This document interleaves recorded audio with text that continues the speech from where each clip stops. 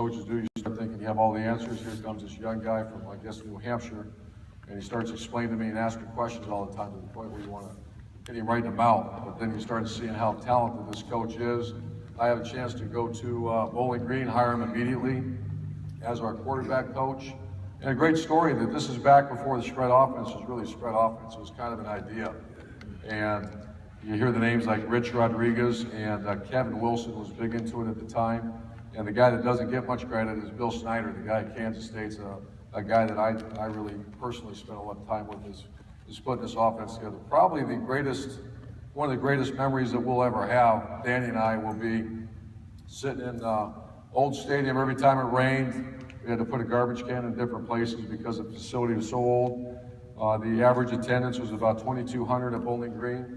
And we sat there, and I took my first head coaching job at 36 years old, Dan Mellon, myself, Coach Hevesy, Billy Gonzalez also on the staff.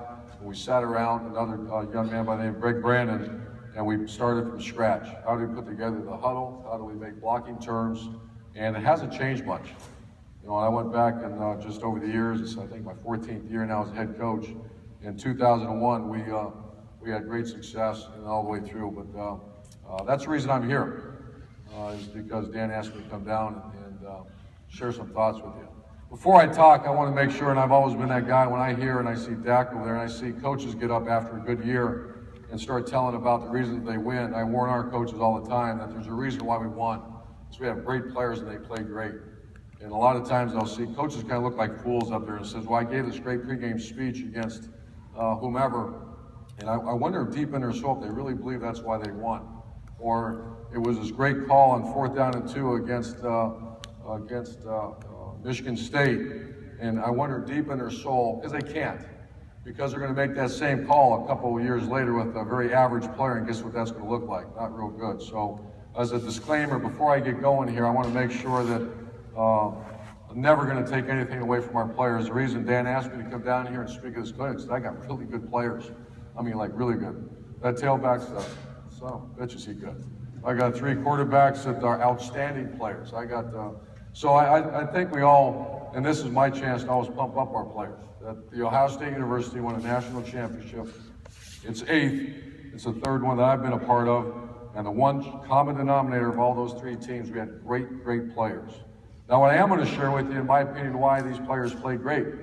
Because losing's when you lose a game, I'll tell you a little bit about the journey. Let me get started first. Just a quick little have fun with my career. Started off at Ohio State as a 21-year-old GA. Went on to Illinois State for $6,000 a year. And that's where I got engaged to get married. And I checked on a potential prenup for me and my wife. I was making $6,000, didn't have a nickel. And so we didn't need the prenup and moved on. Went from Illinois State to Colorado State. And that was my first exposure to big-time college football. And so we go out on the road recruiting. They couldn't afford to send us back and forth. So I go out. It would not be uncommon to be gone for 5 weeks recruiting. You start recruiting December and you go all the way until February. Spring recruiting, you're gone 4 or 5 weeks at a time. We couldn't come back. And I was having we were having kids at the time, and I had 2 little girls. And I'm gone for about 5 weeks. And I come home one time and it was lightning or something like that. You know, a kid's going to dive in bed with you in the middle of the night. And I get up to go take a shower in the morning, and all of a sudden I hear my little girl say, "Mommy, is that Daddy?" I turn around, she said, "Damn right that's Daddy." I kind of would ruin the mood if she says, "That Uncle Jim again." So from Colorado State, then I got the phone call. It was Lou Holtz, and that was a big career boost. And Coach Holtz hired me, and we had a lot of success. We went with Lou Holtz, then he left, and a guy named Bob Davey took over. Lou Holtz and Earl Bruce are my 2 mentors. I was 36 years old, and it was kind of ironic. They both started talking and said, you know, it's about time. Go look at some head coaching opportunities. And I wasn't quite sure I wanted to. And Bowling Green opened up. They called Coach Bruce and Coach Holtz, because they're both from Ohio, and they recommended me. We met in Fort Wayne. I didn't really want to do it. My wife kept telling me she wanted to move south and wanted to move west. If you know Bowling Green, Ohio, it's not south, it's not west. And interviewed, they offered me the job. I was kind of shocked. I loved Notre Dame where I was at, and so I decided to turn it down. I had to make 2 hard phone calls. I called Lou Holtz and Earl Bruce. Earl Bruce cussed me out and said, you should take the job. And I made the next call to Lou Holtz, and he said, why are you not taking it? I said, I don't think it's a good job. He says, well, of course it's not. If it's a good job, you think they call you? So I took the job. So I went to Bowling Green. Then I went to Utah, and I was with Danny, Billy, and John Clark here as well, and we arguably one of the most incredible places in America. I didn't realize that going out there. I call it the melting pot of America. You have Mormon, you have non-Mormon. You have black, you have white, you have Hispanic, and you have this incredible culture called the Polynesians that had no idea, never really coached the Polynesian. And so we get out there and we start winning big. And we go, I think, 22-2. Our first year, we win the first championship in 60 years at Utah, and we go play in the Liberty Bowl. And I'm sitting there with this young man, actually from Hattiesburg, Mississippi, Southern Miss we played. Great football player, never forget him. And we're having one of those banquets together. We have their players and our players all together. And I'm sitting there talking to this young guy, and we're having a good time. Great player, Will linebacker. You can tell the hard Southern accent. And one by one, our Polynesian kids are walking by. They're big and dark hair, dark eye, dark skin, you know, and they're walking by. I mean, just giants. And he looks over at me and goes, "Coach, I have never seen so many big Puerto Ricans in my entire life." And I looked at him and I spit Coca-Cola all over the place. I said, "What are you saying? Puerto Ricans?" I said, No, those are Polynesians. And he looks at me real confused. I said, "No, Polynesians." And, I go, "Like Samoan, Tongan?" And he's like, I said, "Those are some big-ass Puerto Ricans we have on our team." And then from Utah, I went to Florida. We had a great run in Florida. You know, the one quick story from Florida was I just remember I'm from Ohio, and you like to think you're a tough guy from Ohio. And they said, "Coach, how do you plan on doing 2 days? It's real hot down here." I said, "Bullshit, we'll be fine." You got tough out the heat, you'll be all right. I had no idea. It was so hot. And so about 10 days into it, we're hitting about 2 weeks straight of 112, 110 heat index. People are falling out. Coach, I feel like falling out. I'm not doing anything. And so I walk out the practice field one day, and I look and they say, "So-and-so wants to come." He's from up north, and he's thinking of quitting. He's waiting by your office. I'm like, "Okay." So I go walk up. He's a walk on, and I said, "How's it going?" I can see he's like, he looks like he saw a ghost or something. I said, "What's going on, man?" And he said, "Coach, I can't take it more." I go, "Come on my office." I said, "You'll be fine. We have about 10 days left of training camp, then it's only one a day practice. You'll be fine." He goes, "Coach, you don't get it." I go, "What?" He goes, "It's so hot here." I go, "I know, you'll be fine. One more week and ride." And then his lower lip starts shaking and sweat started coming out. He goes, "Coach, you understand?" I go, "What?" He goes, "I think I saw the devil today on the practice field." I'm like, and he's not kidding. I get up, I give him a big hug. I said, "You got to go. You really saw the devil." From there, we went to Ohio State, and that's where I'm from. It's my home state. It's a dream to be able to give back to a state that's given me so much, and so I'm honored to be there. So our quick journey, we go 12-0 with a group of players. I've always believed in leadership. I'm embarrassed to say that I never really taught leadership. Leadership to coaches quite often is a quote or a read this book, tell me what you think. Here's a great quote, which I used to be in quotes. I'm not in quotes anymore. Quotes don't mean a whole lot to me. Maybe you'll have a quick video of Kobe Bryant talk about leadership and move on. And I'm embarrassed to say I did that for many, many years. Maybe it worked a little bit, maybe it didn't. I've always said for many years at a place like Ohio State that you can recruit well. You should win 6 or 7 games. If you get a little discipline in your program, you can probably start pushing 8 or 9. And then the magical term is leadership, and I really believed it. I still, obviously still do, but it's not a difference, it's the difference maker in a program. And Mike Grable, who has played on the, he's here today, coached for me at Ohio State, was a member of the Patriots. And I would go visit the Patriots, been there 3 or 4 times, and was always amazed at the internal discipline that takes place in the program, the leadership, and I always wanted that in my program, and we get it, and we start to lose it, we get it, start to lose it. Here's an interesting fact about leadership in corporate America. Any idea how many millions of dollars are spent in leadership training? You can't count the millions of dollars. How about college football? How much resources are spent on corporate leadership, or on leadership training for the coaches or for the players? I'll help you, 0. Zero. That's once again, I'll teach our kids leadership. Well, I'm not a leadership expert. So for many years, I would teach leadership. We'd have leadership training. I have leadership groups. I used to call leadership committee. And I guess it worked to a degree, but nothing to the degree that took place this last couple of years. So once again, a disclaimer before I get into the nuts and bolts of everything, that we won for one reason. Not because of leadership training, not because of my background or the great coaches that I hired. We won because we have great players, and the great players deserve the respect, what they did. They're the ones out there playing, and it drives me insane when I hear a coach get up and say, well, here's the way we run zone. Yeah, put a bunch of shitty players out there. How's your zone play look? So we are here, the Ohio State is here because Ohio State has not good players, great players. And I got news, we got good players coming back next year as well. So we go 12-0, then we go, something happens in 2013. We start again, we go 24 straight wins, and we lose. And the bottom falls out at Ohio State. We lose to Michigan State, we're getting ready. We're down 17-0, we come up, we fight back, our kids fight. We go up 24-17, and we're not good enough. The best team that day won. I have a lot of respect for Michigan State. Our chance to go play Florida State in the Rose Bowl for the national championship, gone. What happened? Completely devastated. Had a hard time, everybody did, rallying back from that. We go on to play in the Orange Bowl. We lost to Clemson, to another team that was better than us. Certainly better than us today, and then when I evaluated, they were better than us. So I went on a mission, and if you lose a game, Starkville, Mississippi, Columbus, Ohio, the average fan, the average person will blame the coach, right? And then they'll start blaming players. And you as a leader, you can't start blaming players. In my opinion, you can't blame, I've never fired a coach. I don't believe in that. I believe in, most coaches will tell you it's pretty difficult to play there, or coach in our staff, because you know what? If you don't recruit, your guys don't play well, really tough experience for you. If your guys play really well and you recruit your ass off, it's a great place, I'll pay the hell out of you, and it's a great place to work. But you also have to know that there's safety in our program. I'm not one of those coaches that would say, you know what, you guys didn't play very good, get out of here. You're fired. Never done that. I don't believe in that. And so we had a difficult, our defense finished, I want to say, 102nd in the country in defense. And I love our coaches. I love they're good people. They're good quality people. What's the problem? And then I started, as I always have, I really studied a lot of our United States military. And then we had something happen. Marcus Luttrell, the lone survivor, came in and spoke to us.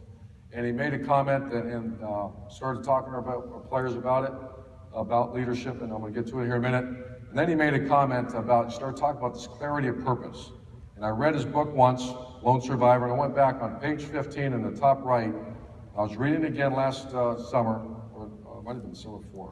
I was reading it, but it says right in the top as you're reading through it, it said the clarity of purpose is inspirational. Now you're an elite trained warrior. No one's trained better than the Navy SEAL. No, that's it, right?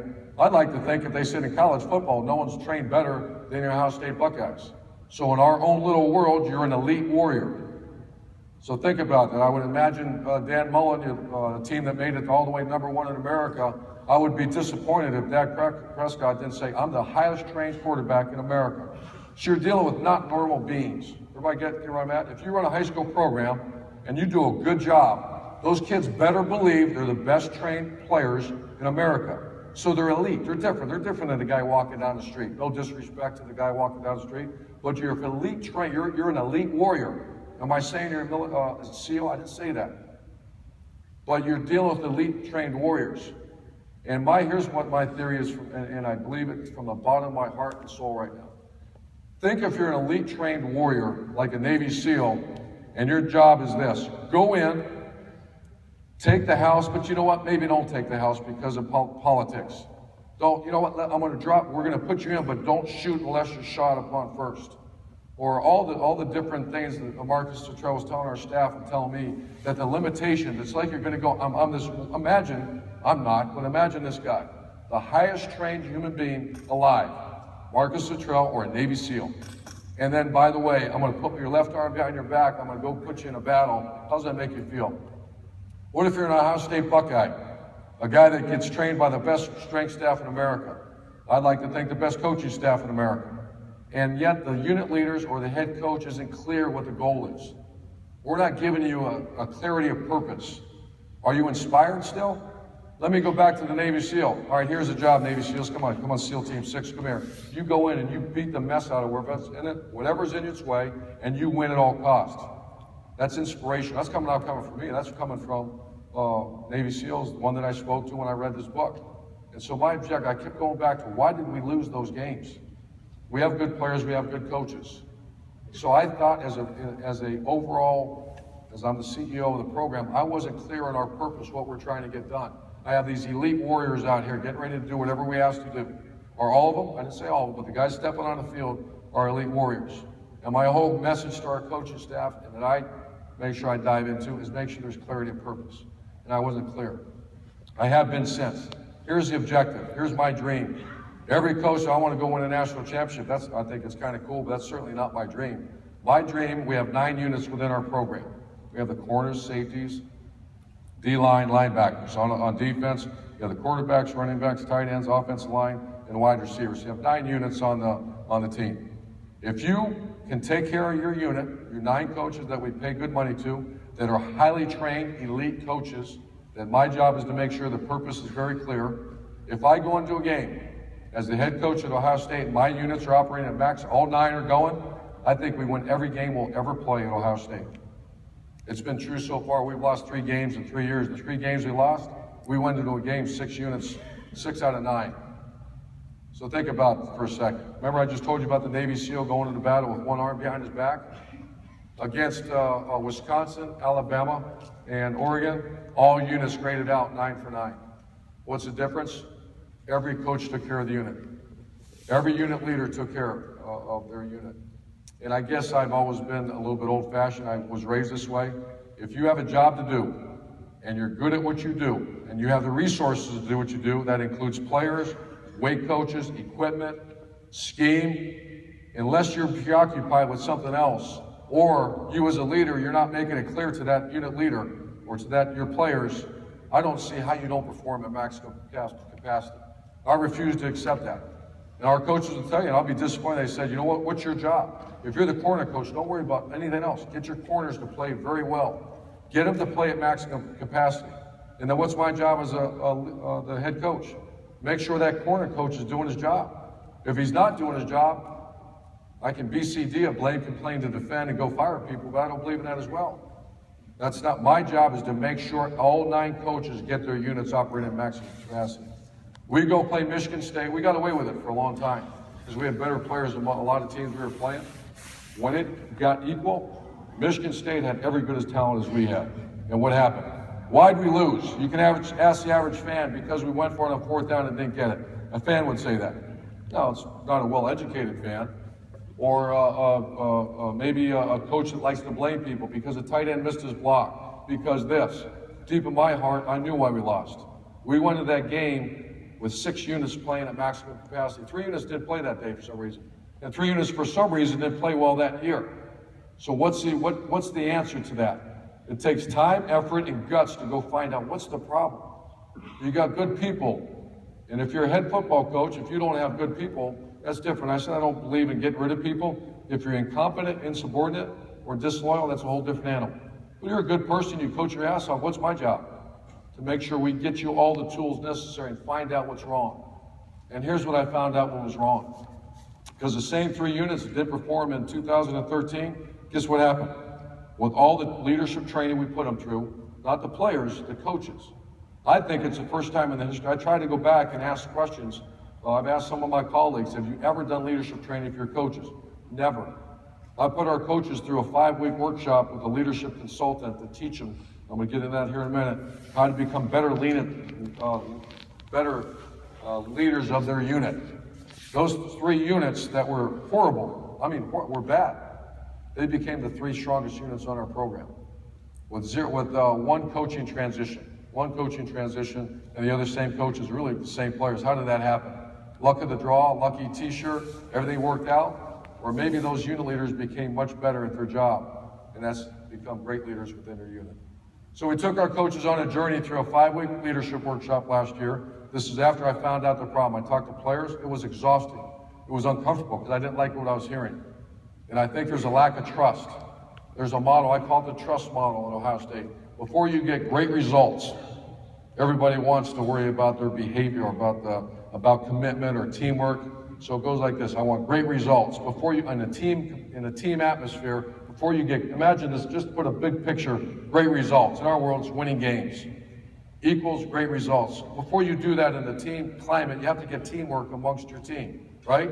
So let's go attack the teamwork. You're making a mistake. What about the commitment? Let's demand commitment out of these players. Back when I was a young man, that was easy because you get your ass kicked at home by your father if you didn't do what the coach said. That we're in a different world right now. So before you can get commitment, before you can get teamwork, you need something within each unit and on your team, and it's called trust. Why on some teams, not every once in a while, I've done this a long time, why is that guy's units always play well? This one coach, everybody's got them on your staff. If you're a head coach, I'm sure you got them. If you're one of those assistant coaches, you're like, I'm that guy you're talking about. My guys always do well. I don't have those bad years. I don't have those ups and downs. If I lose a good player, my unit turns to hell. You're one of those guys. Then why other guys are up and down? You hire coaches sometimes, you're like, what the hell, man? You guys don't go to class. You got issues all the time. What's going on? What's the problem there? And you can go attack that behavior. You can go attack and say the kid's not committed. You can go attack the kid, blame the kid, kick the kid off. Or you can go do a little bit of hard work. I call it grown-ass man work, and find out what's the problem and confront it with the unit leader. Maybe it's not the kid. Maybe it's not the coach. Maybe there's an issue between the two of you, and that's normally what it is. That was the problem at Ohio State. It was called trust. Before you can demand commitment or you can demand teamwork, which leads to excellence, you need to have trust within that group. And so we called it the Brotherhood of Trust. We're in a 5-week workshop, twice a week, and we went from A to Z on how you develop trust. What's really cool about my guys at Ohio State, we have fantastic coaching staff. If I ever see that a guy thinks he's too big for a leadership workshop, then that's time they move on. It's time you go somewhere else. And we have direct conversations all the time. Like, if you really believe you don't need to be here, I'm good. I have resumes on my desk this high that people want to come to Ohio State. You're good. You're good. You don't need to be part of this. However, the dream of the head football coach of Ohio State is not to win a national championship. It's to go into every game 9 units strong. I get so descriptive. I always say I want to stand, because I've done it since day one. 1, 2, 3 showtime. I stick my arm up. And I can feel. I know the teams. I know the units are ready. If I have 6 units grab my arm saying, here we go, 1, 2, 3 team, ready to go, what's going to happen? If you're playing a shitty team, you'll beat them. What happens if you're facing a really good team? You're going to lose that game. And it happened to us twice in the season in 2013. I put my arm up and said 1, 2, 3 showtime. Before we went out, I felt 6 arms touch mine. I knew 3 units weren't ready to play. There was problems within 3 units. They didn't play. As a matter of fact, they did play. They were awful that day. Why did that happen? I took responsibility for that, and I wanted to find out why. Some programs just start firing coaches and getting rid of them and blaming players, cutting players, and all that. We don't do that. We try to find the problem and fix it. And how do we do it? We did something never been done before, in my opinion, in college football. And we took our leaders on a 5-week workshop called Brotherhood of Trust. And here's the main elements that I'm going to share with you. Before you can develop trust, or how you develop trust, there's 3 things that have to happen between you and that person. If you're the leader, for you to get them to trust you, this has to happen. Everybody's got their own ways of doing it too. At the end of the day, also, I tell our coaches this all the time. In your job description, a lot like being a parent, under job description, it never says be their friend. And some people sometimes take that the wrong way. Same thing with our coaching staff. I don't, to be quite honest with you, I'm 50 years old. I don't need many more 50-year-old friends. I'm good. I'm good. You know what I need? I need 9 guys. The athletic director and president of Ohio State said, you better compete for championships every year. And if I want to do it with a bunch of 9 friends, then I'll go do that. I don't need 9 friends. What I'm looking for is 9 of the best leaders in America to lead the Ohio State Buckeyes on the field. Same thing to the leader. I tell the unit leaders, and sometimes you get young coaches and they try to be friends with players. The same thing, I have a 24-year-old, a 22-year-old, and a 16. I mean, it's great that we get along, but at the end of the day, when your job says parent, what's your job description? Be their friend? No, that's why God made you a parent, to lead them, direct them, and make sure they're going to be ready from when it's time to be ready. Not many people understand that. Certainly in college football, I see, and I used to, I was that way. When I was a young coach, man, I got to get these guys to like me, have fun, and all this. Wait a minute now. What's your job description? And I go back to the clarity of purpose, and I keep getting that on my coaches. Wait a minute now. Don't worry about make sure they're going to class. If they don't go to class, they're better be held to pay. Or I'm going to take over your unit, and that's a problem. So, the first thing, part of trust. Notice it's not just be friends or whatever. The first part is you have to be a person of character or you have no chance. And I thought when I was going through the workshop myself, I said, hey, I don't cheat on taxes, I don't cheat on my wife, I'm a pretty good guy, I'm okay. Character, and he looked at me and goes, what are you talking about? Because that has nothing to do with character. We're talking about how do you develop trust between you and 18, 19, 20-year-olds. And here's what he said. It's a repeated experience of you doing the right thing all the time. It's not what you're perceived or what your intentions are, it's what your behavior is. So, and I try to watch that. I used to have bad language all the time. I still lose that sometimes, but if I'm insulting kids, that kid might lose trust in me because it thinks maybe I'm a person not of character. So I want you to do amazing things on the football field for me. You have to trust me. If you don't believe I'm a man of character, we have no shot. It's not going to happen. And what is character again? Repeated experiences of you doing the right thing over and over again, and the kid, the person, witnesses you doing that. That's why I always encourage my coaches to have their families come to practice and their wives. And I want our players to see this raving lunatic is a man of character. He adores his wife, he adores his children, he's a good person. Because if he can get through that first part, that's a man of character, that's a good person. Over repeated experiences of watching him do this, I have a chance to trust him. The second thing is competency. That's, once again, repeated experiences, not your intentions, but repeated experiences of that kid watching you do your job well over and over again. Matter of fact, is Coach O'Brien here? Coach O'Brien, he was here. I think he was going to speak later on. I didn't even tell him I was going to use this. I was driving to work last year, and I was listening, I think, Mike in the morning. I'm driving to work, and all of a sudden, Bill O'Brien gets on. And Coach O'Brien for the Houston Texans. He's talking about his time coaching Tom Brady. And what he said was profound. He said, how would you like to be the coach of Tom Brady? How much time and effort do you put into going in and getting ready for that meeting? You're coaching the freaking best football players who've ever played a game. And I actually almost pulled the car over. I'm like, holy shit, think about this. I run the special teams at Ohio State. I'm not always like I'm coaching Tom Brady. Imagine if I had to, I'm going to be prepared for that damn meeting, right? So you don't lower your performance to what you're coaching. You always, and I challenge our guys all the time, you're coaching Tom Brady today. Your ass better be ready. And if I walk in your meeting and you're not ready, I got a problem with that. You're supposed to be the best of the best. If that kid sees you unprepared for meeting, what's his level of opinion of you of your competency as a coach? And you wonder why that guy won't play for you. You wonder why your unit's not doing very well. How are your tip sheets every day? Matter of fact, let me see your tip sheets. What's going on? I'll walk in and meet, what's going in today? And that shit better be right on. Because you're getting ready to walk in and teach who? Tom Brady.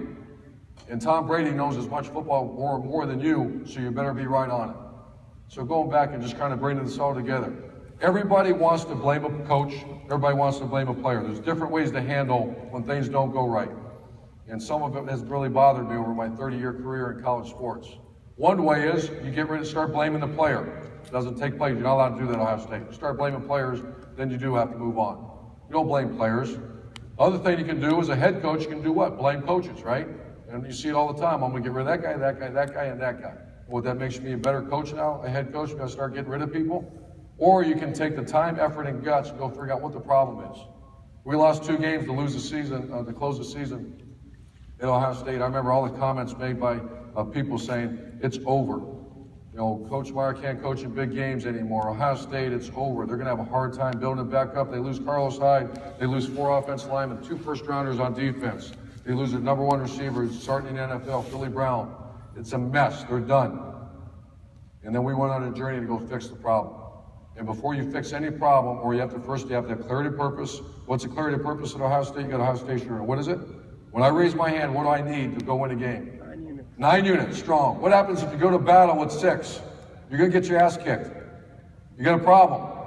And so you better go address the people responsible for those 3 units. What's the problem? If they're incompetent, insubordinate, or disloyal, you got to go. I'm fortunate I've never had a guy like that. If there's a problem within the unit, what's your job as the leader? Blame and complain and defend yourself by firing people, getting rid of people? Is that what you do as a leader? Well, then your players are watching you. If they're watching you, say, okay, things aren't going well, I'll get rid of those people and move on. I don't believe in that at all. I believe in trying to find out the problem, figure it out, and to be honest, that was the worst part of my job, is finding out in the month of February, March, what the hell's the problem? We have these good kids, good players, good people in this program. What's the problem? And then a couple of them told me, just don't really trust what's going on. I don't really trust a coach, for example. Here's a great way to lose trust. Character. Go back to character. What is character again? Go. Pick on you. Go. What is it? Repeated what? Come on, man. What is it? Repeated experience. I hope I'm not wasting my time up here. Repeated experiences of what? Doing the right thing over and over again. So the person sees you doing it. Well, I'm a person of character. You are. You told that player you're going to play him 20 plays. You only played him 4. You're not a person of character. You're not doing what that you told that kid you're going to do. So I got a recommendation. Don't tell him that. Don't do it. You wonder why he's not playing hard for you? Because he doesn't trust you. I didn't say, yeah, he likes me. You guys are friends and you're going to hang out and you joke around. He doesn't trust you because he's not doing what you're asking him to do. So the first one is what? Character. What's the second one? Competency. You have to be a person that's competent. You have to. The kid needs to know that. And they all have dreams of playing NFL. If I'm a young man and I want to go play in the NFL and that guy teaching me he's not going to get me there, you think I'm going to walk across the street for him? How about the guy that walks in the room, like Coach O'Brien said, he has to go get ready to coach Tom Brady every day. Tom Brady, if Bill O'Brien walks in the room and Tom Brady doesn't respect Bill O'Brien, you got a problem. And he said that right on the radio, saying I had to be so prepared for every meeting like I've never been before in my career. I can promise you from that day, I've never had a special teams bad meeting again. I honestly with you, I have in the past, because I got a lot of shit going. I got to do this. I stop everything 10 to 15 minutes before that special teams meeting to make sure my stuff's right on. Because you want to know why? I want to prove to those players that the guy teaching this meeting right now is competent. What about if the guy that's lazy and doesn't do his job, he's out screwing around as assistant coach, doesn't do his job, he walks in and hands out a tip sheet that's wrong. How's the player react? It's only a tip sheet, man. It's only a tip sheet. I just told you. That's part of developing trust within your unit. And what I found out over time, that was that in the last one, because character is pretty good. I felt a little bit of that at Ohio State, and I look back on my career and other coaches have done a great job. I have felt, you know what, maybe they're a little character. I don't mean like horrible character flaws, but I mean, that coach is kind of full of shit. He told the kid that he was going to start him, he didn't start him. He told this is going to happen, it didn't happen. And the same thing happens in recruiting. You promise someone something, and guess what? That kid comes in, and all that's why we don't make promises. Kid comes in, and what happens if it doesn't happen? He's initially, before he even plays it down for you, he lost his what in you? Trust. And go try to coach a team that doesn't trust you. Go get them. Tiger, I want to watch it. I've seen it happen. Go coach a unit if they don't trust you. If you're far superior than the team you're playing, you got a shot. What happens when the team's equal talent? You lose. You lose. And then the final part, so you have character, competency, and the last one is connection. And that's the ability of a 50-year-old man, sometimes a 60-year-old man, maybe a 35-year-old man, who's leading that unit to have connection with those players. So that was the 5-week workshop. So here's what I did on top of that. So I still felt like we weren't there. It made sense to me.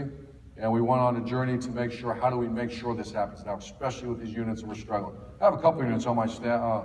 Our offensive line, I mean, that is the most incredible unit. In case you didn't get to watch our team play this year, the best offensive line in the United States of America. That's after losing 4 starters in the offensive line a year ago. They ran for, I want to say, 300 yards against Alabama and well over 300, I believe, in the final game as well. But the connection, or excuse me, character, competency, connection. So connection would be, do you have the ability to connect with a young person? So like, character was repeated experiences of what? I'm gonna quit asking you because you don't know shit. What is it? And I'm gonna take the shirt from you. Repeated experiences of doing the right thing. That's how a person thinks you have good character. Have I got that? Say that slowly. Repeated experiences of the person watching you do the right thing. So if you say, I'm going to play you 20 plays, first of all, you shouldn't say that. Second of all, you better make sure you play him 20 plays. If you recruit a kid that I'm going to start you a quarterback and recruit him, which I hear and these kids want to transfer all the time, we don't do that. But if you do, you better start him at quarterback, or you're starting behind the 8 ball already. Because the person deep in, might not even tell it to you, but deep in his soul, think about your own career journey. If you don't trust your boss, are you really going to give it your all to him? You think he's a person of character and doesn't exactly tell you all the things doesn't come through with all the things he's telling you. Second thing is being a competent person. And what's competency? I'm not going to ask you anymore. Any idea what competency is? Repeated experiences of show him you can do your job. Repeated experiences of watching you do your job well. What example did I give you? Coach O'Brien coaching Tom Brady. The only chance Tom Brady has to respect Coach O'Brien, I can guarantee it's not to be buddies, because I know Tom O'Brien and I know Coach O'Brien, know Tom Brady. I've watched him work. Tom Brady's worried about one thing, being the best quarterback in America, in the NFL. He doesn't care if he's friends or not. He wants the best coach teaching him. So competency. You tell me a player that doesn't want that. I want to meet that player that really doesn't care who's teaching him, if the guy's competent or incompetent. So repeated experiences, him watching you, that's not bad to go back in the archives and show. I always tell our coaches all the time, when I walk in your room, Luke Fickell is a great coach. Great coach. And I walk in his office at Ohio State. He's got A.J. Hawk, James Laurinaitis, Bobby Carpenter, Anthony Schlegel, as good a linebacker, Ryan Shazier, as good a linebackers as ever done, ever played, really in the Big Ten, and really, some would argue, in college football. And I've made them put fat heads all over the walls, so when that kid comes in, that young linebacker, Raekwon McMillan, what's he see when Coach Fickell's talking to him? A.J. Hawk, James Laurinaitis. What's that kid start to believe in that coach talking? That guy knows what the hell he's doing. Look at who he's coached. So now you're working on the minds of these 18-year-olds. I want this 18-year-old to play his ass off. Well, good luck if he doesn't think you're competent. And then the final part is connection. And connection is repeated experiences of showing you care about the player. I didn't say repeated experiences about hanging out with them, having a beer with them, and being nice to them. I didn't say that. Repeated experiences of showing you care. How do you care? I'm going to help you set up your resume for life after football. I'm going to check on your mom and dad when they come into town. I'm going to make sure you're going to class. Matter of fact, when you come in during the day, I'm not just going to talk football. Let's get your sociology paper out or your business paper out, and let's go through it. Let's go through your time management skills. Matter of fact, at Ohio State, we buy you an iPad when you come in. I'm making our coaches now, that every player has to have a 5-year plan, 10-year plan, a shadow experience. They have to do a shadow experience in the month of May. That means in corporate America, which is very close to the Ohio State campus, every player is going to have a shadow opportunity that the position coach has to set up. I'm doing that for 2 reasons. Why? Come on, get your minds working. Why would I do that? Number one, it's the right thing to do. It's the right thing to do, but I'm helping that coach get what? Connection. I want that coach to connect. If the kid walks in every day, okay, in cover 2, you do this. After a while, that 18 is going to say, yeah, no shit. No shit. In cover 2, I hold the curl and all that, right? But does that coach really care about me? You haven't done one thing to help me, man. I'm an 18-year-old. I got girlfriend issues. I got family issues at home. I'm in a school that the average AT is 30, and I got to go compete every day to class. What the hell have you done to help me? Coach, unit leader, what have you done? And I challenge our coaches all the time. Matter of fact, there's times I'll say for the first 15 minutes today is nothing about football. Get their iPads out. Talk about their 5-year plan. Make the kid, and I'm going to meet with the kids on the 18th. Every player is going to come through my office on the week after the 18th. I will not say one thing about football. I'm going to look at their 5-year plan. What's your dream for 5 years from now? What do you want to do? I want to go play in the NFL. Great. I'm not talking about. What's your plan B? I want to go work at J.P. Morgan Chase. Good. Good. Your shadow opportunity, better say that your coach set that up for you. What's your so it's 5-year plan, 10-year plan. What's your shadow opportunity? And by the time you're junior, senior, we help you get internships. And so that kid's going to come in my office, expecting to talk about football. I already told them I'm not. They're going to come in. What do they have to bring with them? Their iPad. We're going to sit and go through that for 15, 20 minutes in my office with each kid. Why am I doing that again? There's 2 reasons. Number one, it's the right thing to do. It's the right thing to do. What's the second reason? I'm the head coach at Ohio State. I better connect with every player on that team. And if I go in there and just talk about not going hard or not this or not that, that kid's going to shut me off after a while and not play hard. I'm proud to say, once again, I'll answer questions here in a few minutes. Obviously, you can tell I'm very passionate about that because I think I have the best coaching staff in America. I don't think. It's evaluation friendly. Push play. Our guys did a hell of a job, man. We won because great players played great. How do great players play great? That lucky T-shirt that you give them, the secret handshake you do, or whatever guys do, is that why? Or they wear a visor. That's right. That's right. When players ask me, I go, yes, you get a visor. I don't care. That's fine. Or the towel they put down here. That's why they play great? I got news. You know why they play great? First of all, they're blessed. Second of all, that unit leader did a great job developing what in his unit? Trust. If the guy trusts you, I didn't say like you. That's kind of cool if he does. If you have a great relationship with your players, that's great. Is that more important than that kid trusting you? There's some actually that believe that's fine. That's fine in the places where, hey, at Ohio State and now what Dan's done there in Mississippi State, it ain't that way anymore. Hey, you guys tried hard. We didn't win. It's okay. It's okay. You tried. I've done cut it in Columbus, Ohio. I don't cut it here anymore after being #1 in America. So the objective of each leader, going back to I'm going full circle to the beginning of the speech. Do you remember Marcus Luttrell, what he said on page 15? Everybody's brain dead today. What? The clarity of purpose is inspirational. To who? The average Joe? I didn't say that. To the elite warrior. If you really believe that your guys are the highest trained guys, if you're a great high school coach and you train the heck out of your players and you consider them elite warriors and you don't give them clear direction, that's not inspirational. That's not inspirational at all. Our goal is, once again, when I raise my hand next year on September 7th in Virginia Tech, we go down there and play and I raise my hand and go 1, 2, 3, showtime. And I know deep in my soul that we're only going in there with 7 units strong, or maybe 5, because that unit leader didn't do a good job. And I saw it during training camp, and there's something missing. What chance do we have of winning that game? Not going to win it. Virginia Tech's too good. Not going to win it. And then you can be like a fan. What's a fan do again? I'm going to blame the coach. Oh, I'm going to blame people. That's his fault. It's not my fault. Whoa, whoa, whoa. Not my fault. It's their fault. It's their fault. They did that. They did that. It's not my fault. Or you can be like, I guess, and I'm not knocking other staffs, because people got to do what they got to do, or you can start just cutting people loose all the time. Yeah, that group's not playing well. Get out of here. Get out of here. We don't believe in that. We believe in fixing an issue. And how do you fix an issue? It takes time, effort, and guts. It takes guts. Uncomfortable meetings. It's awful sometimes. That's the worst part of it. But you know what the best part is? Is watching that same unit lift the national championship trophy and go over and hug their unit leader. That's what I lose. I lose that then now. That's when you see coaches, I guess, break down for other reasons. When I see that unit leader reach a player, I'm like, we did our job. Because you know what? That might help that kid someday be a unit leader too. Be a good husband, be a good father as well.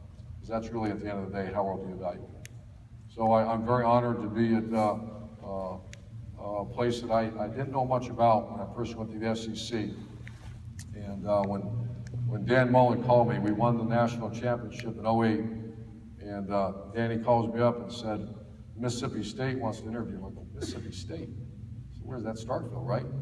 Didn't really know much about it. And I go, Dan, you're from Rhode Island. And I said, you're not going to go down to Mississippi State, man. Take your time. We'll send you up north somewhere and go be a head coach. And he came down here and made an instant impact. And because of Dan Mullen, I'm here to be part of this. I was cheering my tail off. I'll never forget, we had a bye week. I was down visiting my daughter when Dak was running all over LSU. And I was like, man, that's my dude. That's my coach. That's my great friend doing a great job down there. And very proud of what he's done. Very proud to be here and be part of this. So, Danny, we about done? You good? Thank you very much, guys. Have a great day.